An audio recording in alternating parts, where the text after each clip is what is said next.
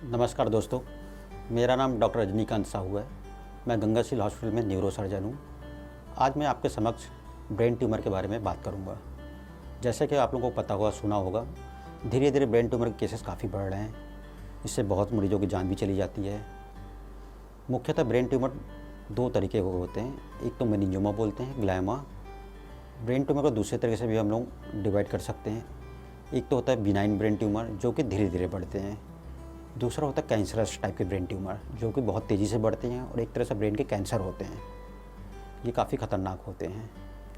Brain tumour को कारण मुख्यतः जेनेटिक्स होता है, कभी कभी जीन्स की वजह से होते हैं।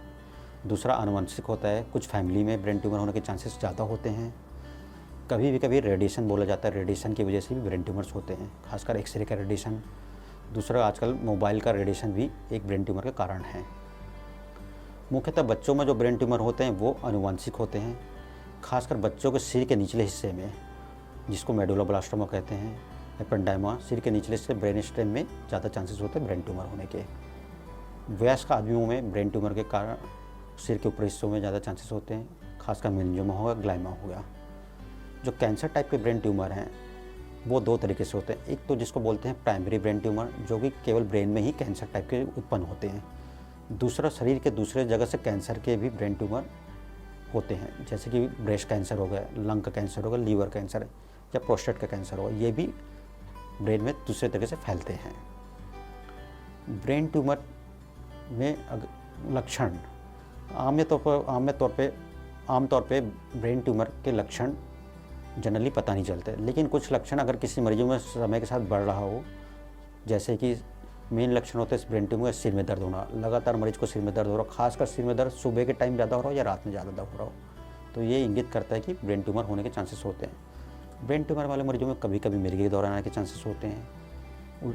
ट्यूमर में कभी कभी उल्टी होने के चांसेस होते हैं, खासकर ब्रेन के ट्यूमर के, क्योंकि हमारा ब्रेन जो होता है वो सभी हमारे बॉडी के फंक्शन को रेगुलेट करता है। तो ब्रेन ट्यूमर जिस जगह पे होते हैं उस हिसाब से मरीज को सिम्टम भी आते हैं, जैसे कि मरीजों में याददाश्त की कमी होना, सिर का दर्द लगातार होना, मिर्गी दौरा पड़ना, एक तरफ हाथ पैर में पैरालिसिस मार जाना, एक तरफ हाथ पैर का कम काम करना, हाथों और पैरों में झंझनाहट होना, हाथों पैरों में लगातार सूनापन होना, चेहरे का तिरछा पड़ जाना, ये भी ब्रेन ट्यूमरों के लक्षण होते हैं।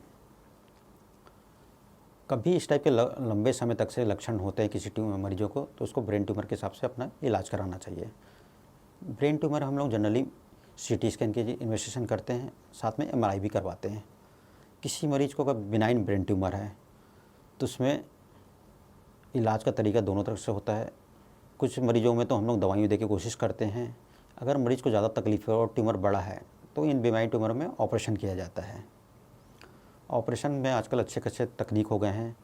माइक्रोस्कोपिक तकनीक से हम लोग जटिल ब्रेन ट्यूमर के भी ऑपरेशन आसानी से कर सकते हैं। ब्रेन ट्यूमर का ऑपरेशन से डरने वाली कोई बात नहीं होती। रिस्क आजकल काफ़ी कम हो गए, तकनीकी काफ़ी अच्छी हो गई है। ऑपरेशन काफ़ी जटिल तो होते हैं, लेकिन आजकल तकनीक इतनी अच्छी हो गई है कि आप ऑपरेशन आराम से करा सकते हैं। ऑपरेशन से डरना नहीं चाहिए। ऑपरेशन करने का उद्देश्य ये होता है कि ब्रेन के ट्यूमर को, उस हिस्से को जितना पॉसिबल हो सके निकाल दिया जाए। अगर ये कैंसर है तो आगे कीमोथेरेपी और रेडियोथेरेपी भी किया जाता है। ब्रेन के कुछ छोटे ट्यूमर जो होते हैं, जो कि काफ़ी अंदर की तरफ होते हैं, 3 सेंटीमीटर से कम ट्यूमर में आजकल रेडियोथेरेपी भी, जिसको स्टेरोटैक्टिक रेडियोथेरेपी बोलते हैं, एसआरएस, ये तकनीक से थ्रू केवल रेडिएशन से भी ब्रेन ट्यूमर को ऑपरेशन किया जा सकता है। अगर कैंसर है तो उसका आगे के इलाज कीमोथेरेपी और रेडियोथेरेपी से हम लोग करते हैं। ब्रेन ट्यूमर में अगर बिनाइन ट्यूमर है, कम फैलने वाला ट्यूमर है, तो अच्छी प्रोग्नोसिस होती है, मरीज की ज़िंदगी अच्छी होती है। कैंसर वाले मरीजों में थोड़ी सी आजकल भी 6 महीने से कम से कम 5 साल तक से जीवन अच्छा होता है, अगर अच्छा उचित इलाज मिला जाए।